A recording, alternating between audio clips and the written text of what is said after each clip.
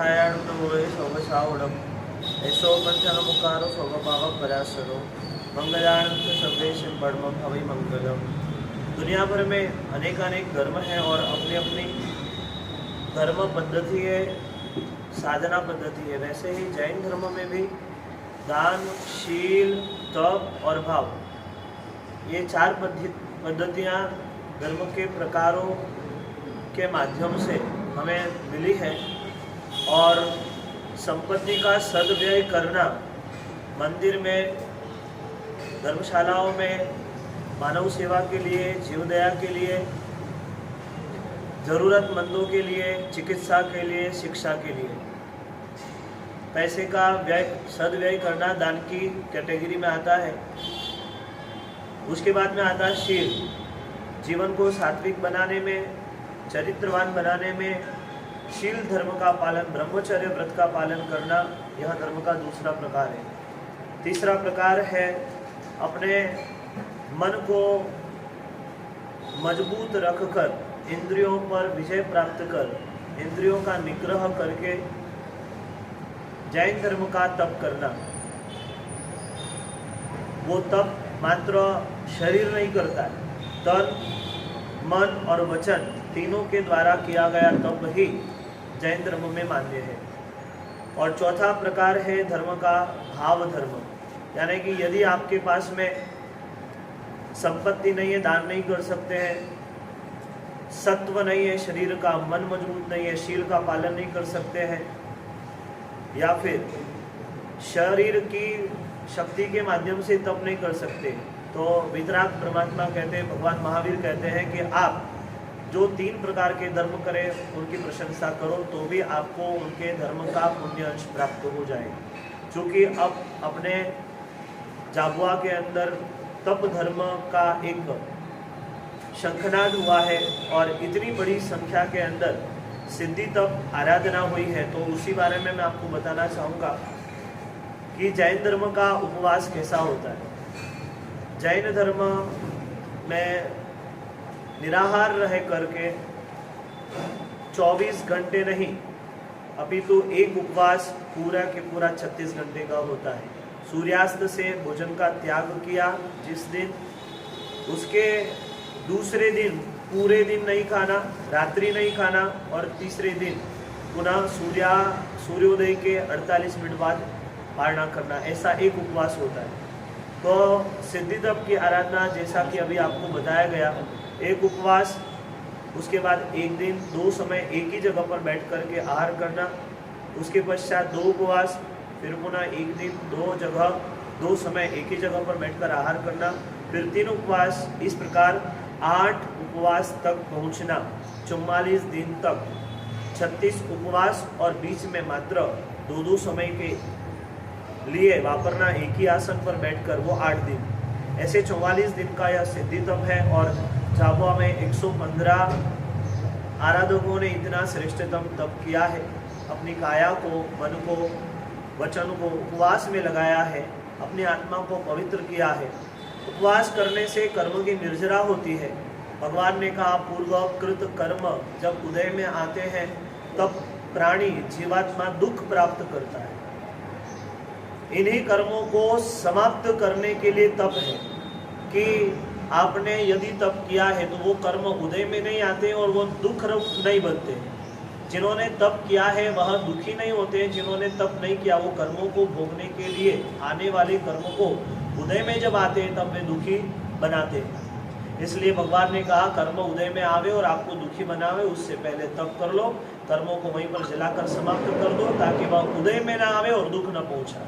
जैन धर्म का तप इतना महान है, जो कि मैंने अभी कहा कि निराहार 36 घंटे तक रहे तब एक उपवास होता है। ऐसी यह सिद्धि तप की आराधना 115 श्रद्धालुओं ने की, उसमें 8 साल से लगाकर 13 साल के भी 11 तपस्वी हैं, बच्चों ने यह तप किया। यह मध्य प्रदेश में ऐसा पहली बार हो रहा है कि इतने छोटे छोटे बच्चे इस तप के अंदर जुड़े हैं। तो इस निमित्त से 2 दिन का कार्यक्रम उनके प्रशंसा के लिए, उनकी अनुमोदना के लिए रखा गया है, 26 और 27 तारीख को, ये जो आ रही है। इन 2 दिनों में उनकी प्रशंसा, उनकी अनुमोदना के लिए भारत भर से, मध्य प्रदेश भर से हजारों की संख्या के अंदर श्रद्धालु आने वाले हैं और उनकी समुचित व्यवस्थाएं जैन संघ झाबुआ मिलकर के कर रहा है, उनकी तैयारियों में जुटा हुआ है। किसी भी मेहमान के लिए कोई कमी न रहे उनकी व्यवस्था में, इसलिए संपूर्ण जैन संघ इस बात के लिए तत्पर है। 26 और 27 को हजारों की संख्या के अंदर मेहमान आएंगे। तारीख को भव्य रूप से वरघोड़ा होने वाला है और इस तप की पूर्णाहुति होने वाली है। 26 तारीख को बहुमान समारोह है तपस्वियों का, तो 27 को पारणा और वरघोड़ा रहेगा। यह मुख्य कार्यक्रम है और आप सब जो यहाँ पर पधारे हैं उन सब के लिए यही प्रेरणा रहेगी कि जितना हो सके झाबुआ के अंदर हो रहे इस तप के महान मार्ग को जन जन तक पहुँचाने का कार्य। तो वर्ष वह अधिक मास वर्षावास की अवधि में आया है, चातुर्मास की अवधि में आया है, तो ये लाभकारी है और सभी श्रद्धालुओं को एक माह अधिक आराधना करने का उत्साह रहता है। साथ में ही जैन जगत में चातुर्मास की व्यवस्था इसलिए भी विशेष है कि उस दरमियान साधु साध्वी विचरण नहीं करते, एक ही संघ में रहते हैं, तो झाबुआ वासियों को भी इस एक माह जो अधिक है उसका अधिक लाभ मिलेगा। साथ में तप और त्याग, यह तो सिद्धि तप हुआ, ऐसे छोटे मोटे और भी तप एक माह ज़्यादा होंगे, ये लाभ है एक माह अधिक होने का। आपने दूसरा प्रश्न पूछा है कि जैन धर्म के अलग अलग संप्रदायों ने मिलकर के यह तपस्या की, तो यह प्रथम बार नहीं है। जब जब जो महात्मा आते हैं, साधु भगवान आते हैं, उनकी प्रेरणा के ऊपर निर्भर करता है कि उनसे कितने प्रेरित होकर के जुड़ पाते हैं। इस वर्ष यह सौभाग्य की बात है कि झाबुआ के अंदर मंदिर वासी संप्रदाय के अंदर एकमात्र चातुर्मास है और अन्य तेरापंथी और स्थानकवासी संप्रदाय में भी, दिगंबर संप्रदाय में भी चातुर्मास नहीं होने के कारण से, चूँकि धर्म की भावना सब में होती है और सबको एक प्रवचन का लाभ, आराधना का लाभ लेना ही होता है, तो सब जन जुड़े हैं। इस बार ज़्यादा संख्या में जुड़े।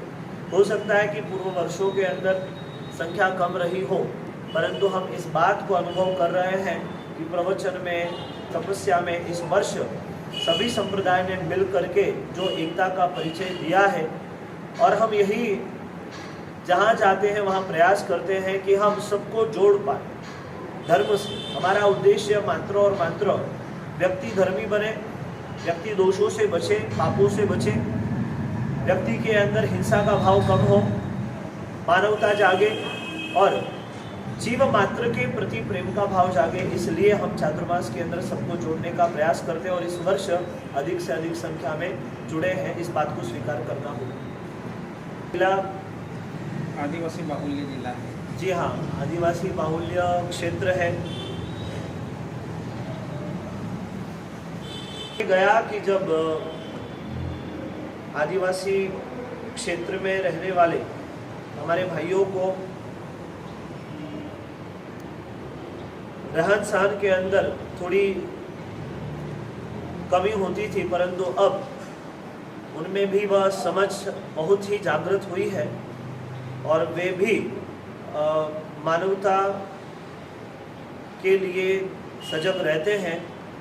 हमारा यही संदेश रहेगा कि वे इंसान है, मानव है और मानव को एक उचित व्यवहार जो करना चाहिए उसका वे निर्वहन करें, व्यसन से दूर रहे, शराब, स्मोकिंग, तंबाकू इत्यादि जो शरीर को खराब करते हैं, हमारा शरीर और संपत्ति दोनों ही समाप्त करते हैं, ऐसे व्यसनों को त्याग करना चाहिए, एक अच्छा जीवन जीना चाहिए, एक दूसरे के काम में आना चाहिए, सहयोग में रहना चाहिए। क्षेत्र भर में, जिले भर के अंदर प्रेम और अमन, मैत्री का भाव, मित्रता का भाव सब में प्रकट हो।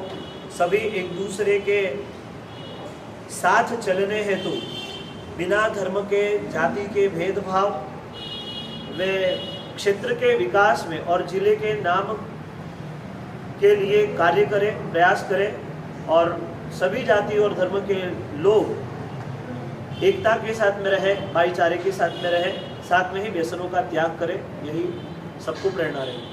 हमेशा कहा है कि जीवों के जीव बचाओ।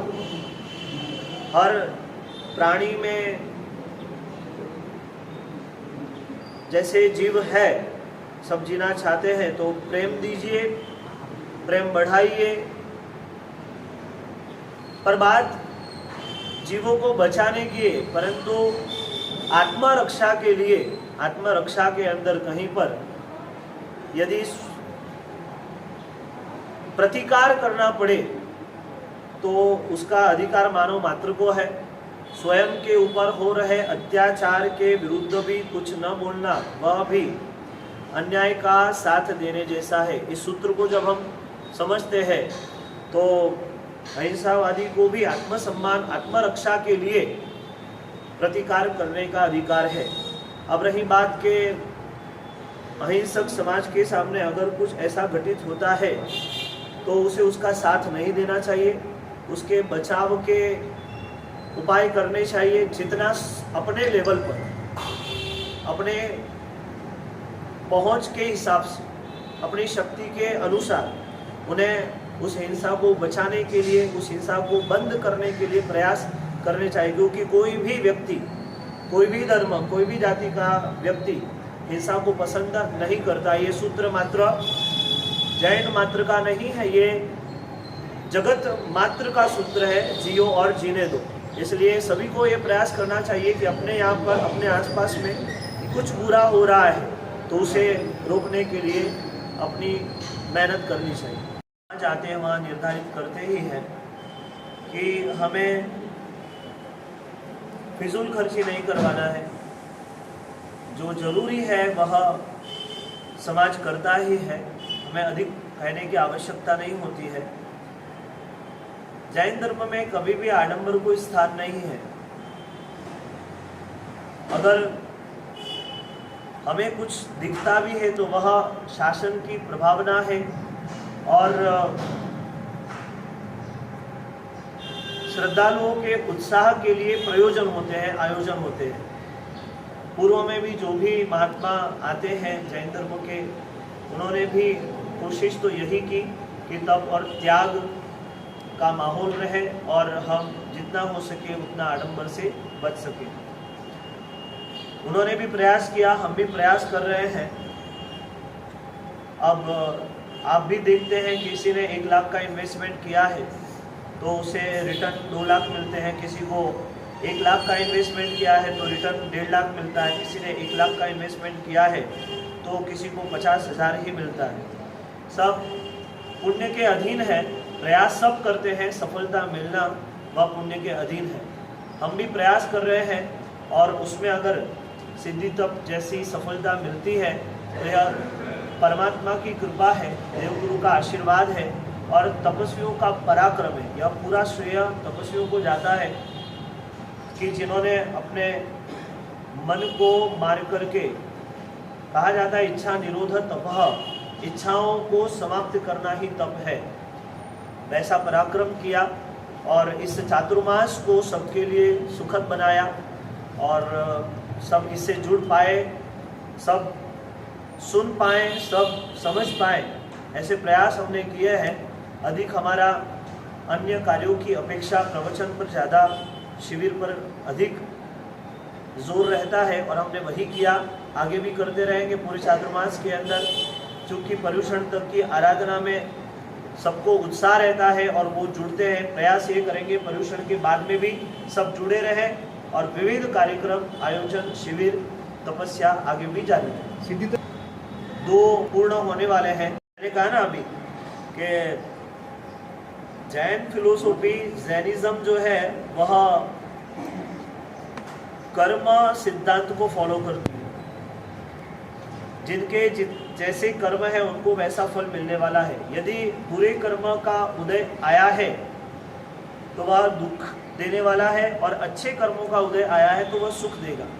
तो कुछ तो जैन बने हैं तो पूर्व के संस्कार लेकर के आए, अच्छे संस्कार लेकर के आए, और जैन बनने के बाद में उनको तो जन्म से यही सिखाया जाता है कि हमारा धर्म कर्म प्रधान धर्म है। आपको अपने जीवन के अंदर श्रेष्ठ कर्म करना है, श्रेष्ठ जीवन जीना है, सबके साथ भाईचारे से रहना है। यह जैन मुनियों ने हमेशा सिखाया है। और यही पद्धति, ऐसा नहीं है कि एक मुनि अलग कह रहे हैं, दूसरे मुनि अलग कह रहे हैं। आगम में जो लिखा है और शास्त्रों की बात जो है वही हम श्रद्धालुओं तक पहुंचाते हैं। तप और त्याग के प्रभाव से और निरंतर उपदेशों को सुनने से व्यक्ति श्रेष्ठ कर्म करने के लिए तत्पर बनता है। और विशेष रूप से समृद्धि का कारण जो है वह सभी जैन परिवारों की महिलाएं जो होती है वह निरंतर तप और त्याग के अंदर अग्रसर रहती है। वे छोटी मोटी आराधना करती है, रोज मंदिर का पूजन करती है, परमात्मा की भक्ति करती है, गुरु भगवंतों का सत्संग करती है, तो जीवन की श्रेष्ठता तो वहीं से शुरू हो जाती है। अब रही बात की समृद्धि कि जब तप करेंगे, घर में तप का माहौल होगा, तो ऐसा नहीं है कि तप करने वाला तपस्वी ही तीरेगा, पूरा परिवार समृद्ध बनता है, तीरता है। त्याग के प्रभाव से अपने जीवन के अंदर समृद्धि भी आती है। और दूसरी बात, साधु संतों को दिया जाने वाला 4 प्रकार का व्ययावंश यानी दान, उसमें आहार है, पानी है, वस्त्र है, शिक्षा हेतु द्रव्य खर्च है। मुख्य कारण जैन समाज के समृद्ध होने का, वे अपने साधु संतों का ख्याल बहुत रखते हैं, बड़े भाव से उन्हें आहार इत्यादि बहराते हैं। जो आहार इत्यादि का दान सर्वश्रेष्ठ सुपात्र दान कहा गया है, उसके प्रभाव से समृद्धि बढ़ती है। जैन समाज से कोई समाज, यह धर्म जैन धर्म नहीं है, जन जन का धर्म है। अपभ्रंश सभा जैन धर्म हो गया है ये जैन। और स्वेच्छा से अगर कोई अर्पण करना चाहते हैं तो वे स्वेच्छा से कर सकते हैं। अब जीवन के अंदर कुछ अर्पण करें, द्रव्य अधिक महत्व नहीं रखता है। अर्पण करना है तो बुराइयों को करें। व्यसन करते हैं तो जैन धर्म के महात्मा हमेशा कहते हैं व्यसन संपत्ति और शरीर दोनों को खत्म करते हैं, कलेश का कारण बनते हैं। तो अपनी बुराइयों को अर्पण करें और अपने जीवन को पवित्र बनावे। रही बात कुछ अर्पण करने की, वो भी कर सकते हैं।